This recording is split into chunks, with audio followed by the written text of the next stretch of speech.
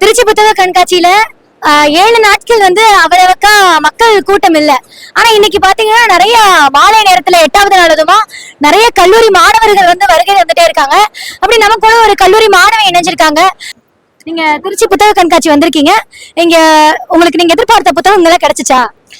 நிஜமாவே ஏன்னா நான் வந்து முதல் புத்தக கண்காட்சி இது. கல்லூரி தொடங்குனதுக்கு அப்புறம் தான், கல்லூரிக்கு வந்ததுக்கு அப்புறம் தான் நான் வாசிக்கிறதுக்கு வந்து என்னை உட்படுத்திக்கிட்டேன். தொடர்ந்து புத்தகங்கள் வாசிச்சுக்கிட்டு இருக்கிறேன். அந்த வகையில நான் வந்து முதல் புத்தக கண்காட்சிங்கிறது இது. நிறைய புத்தகங்கள் பார்த்தேன். புத்தகங்களை வந்து எப்படி பார்க்கணும், இங்க வந்து என்னென்ன மாதிரி பதிப்பகங்கள் இருக்குது, அது எப்படிப்பட்ட புத்தகங்களை வெளியிடுது அப்படிங்கறத பத்தி தெரிஞ்சுக்கிட்டேன். நிறைய புத்தகங்களும் வந்துட்டு நான் வாங்கி இருக்கிறேன் அப்படிங்கறதுதான். இந்த புத்தக கண்காட்சிக்கு வந்தது எனக்கு ஒரு புது அனுபவமா இருக்குது. ஏன்னா நான் முதல் தடவை வரும்போது இங்க இவ்வளவு பேர் இருக்கிறாங்க.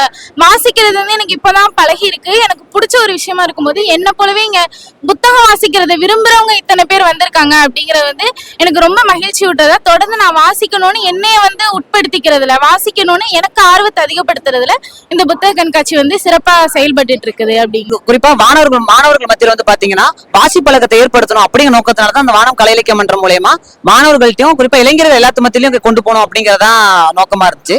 அதன் அடிப்படையில இந்த புத்தக கண்காட்சிக்கு வந்தோம் பாத்தீங்க அப்படின்னா நிறைய நல்ல நல்ல பதிப்பகங்கள் எல்லாமே போட்டு வந்திருக்காங்க. அதுல வந்து இதுல மிஸ் பண்ணக்கூடியது அப்படின்னா சீர் வாசகவட்டம் தான். ஏன்னா சீர் வாசகவட்டம் வந்து பாத்தீங்க அப்படின்னா மலிவான விலைக்கு வந்து புத்தகங்கள் வந்து கொடுக்கறதுல எல்லா புத்தக கண்காட்சியிலுமே வந்து ஒரு முக்கியமான இடத்தை பிடிச்சு வச்சிருக்காங்க. அவங்க எதிர்பார்த்தா நாங்க இந்த இதுக்கு வந்திருந்தோம். ஆனா வந்து சீர் வாசகவட்டம் இல்லை அப்படிங்கிற வந்து ஒரு சின்ன ஒரு ஏமாற்றம் தான். அரங்கு எண் 66 அங்குசம் பதிப்பகத்துல வந்து பாத்தீங்கன்னா நம்மளுடைய வான மாணவர் இது இருக்கு. 10 ரூபாய் தான் எல்லாரும் வாங்கி கண்டிப்பா படிங்க. அதுக்கப்புறம் வந்து செங்காந்தர் சோழன் பதிப்பகம் அரங்கு எண் 92 வந்து இருக்குது. இதுல வந்து மாணவ உங்களுடைய படிப்புகளுக்கான இதாதான் இருக்குது.